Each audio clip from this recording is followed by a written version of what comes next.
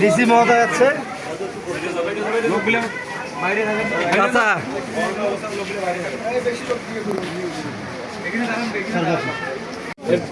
ভাই আমি আপনার বিষয়ে শুনেছি এটা খুবই নৃশংস একটা ঘটনা ঘটে গেছে এবং আরিফুল ন্যায়ের পক্ষে থেকে আজকে সে শাহাদত বরণ করলো এবং যে দুষ্কৃতিকারীরা তাকে এরকম করেছে, তাকে হত্যা করলো, তাদের বিরুদ্ধে আমরা সর্বোচ্চ যে আইনগত ব্যবস্থা সেটা গ্রহণ করবো।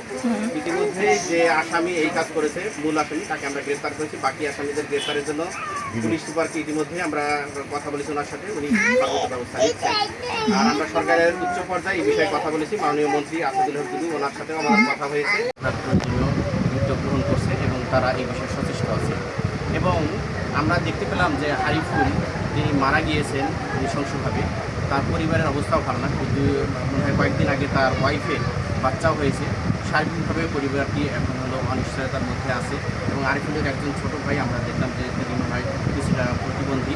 তো সব কিছু মিলে এই পরিবারটির দায়িত্ব নেওয়া অনেক বেশি জরুরি। আমরা সরকারের পক্ষ থেকে প্রয়োজনীয় সকল ব্যবস্থা গ্রহণ করব।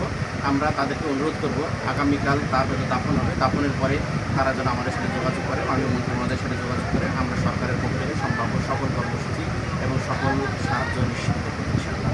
আর যেহেতু সে সরকারি একটা কলেজে চাকরি করতো, সরকারের পক্ষ থেকে যে সমস্ত সুযোগ সুবিধা পাওয়া যায় সকল সুযোগ সুবিধা তাদের যথাসময়ে অগ্রাধিকার ভিত্তিতে পায়, সেই বিষয়ে আমরা প্রচেষ্টা গ্রহণ করব। স্যার এখন আমাদের জেলায় স্যার কে ছিল তো প্রশাসন এবং সরকার খুবই মর্মাহত।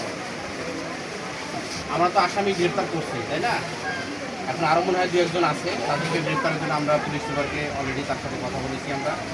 আমরা মন্ত্রী মহোদয়ের সাথে কথা বলেছি। গতকাল আমি হলো প্রধানমন্ত্রীর কার্যালয়ে কথা বলেছি, মন্ত্রী পরিষদ বিভাগে কথা বলেছি, সব জায়গায় কথা বলেছি। যারা এর প্রকৃত খুনি, যারা অপরাধী, তাদের যাতে হলে সাজা হয়। আর আপনাদের সবাই এর পিছনে ভাই আইন হাতে তুলে নিয়ে নেবে, ঠিক আছে? যেটা হয়ে গেছে হয়ে গেছে। ফ্যামিলির লোক এখানে কেউ নেই, দুজন নাতি ওরা সাংবাদিক আপনারা নিউজ করছেন, ফ্যামিলির লোক এখানে কেউ নেই, এখন বয়স্ক দুজন আর ছেলের বই আজকে এখনই আসছে, বাড়িতে কেউ নেই। আমাদের মন্ত্রী স্যার হয়তো আসবেন, কালকে কি আজকে জানা যায়? দিনে 3টের অধিক রওনা হওয়ার কথা, 3টে আসার পর এটা আমরা খোঁজখবর রাখতেছিলাম। তারপরে মন্ত্রী মহোদয় বলছিলেন যে এভার কেয়ার থেকে মানে ওনার হাসপাতালে নেওয়া হয়েছিল। আমার দিক থেকে যেগুলো করার আমরা করছি। এখন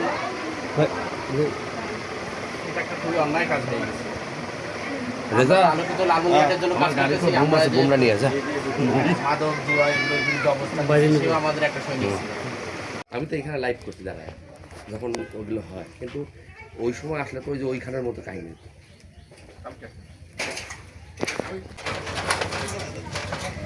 হামলা হয়ে যাচ্ছে,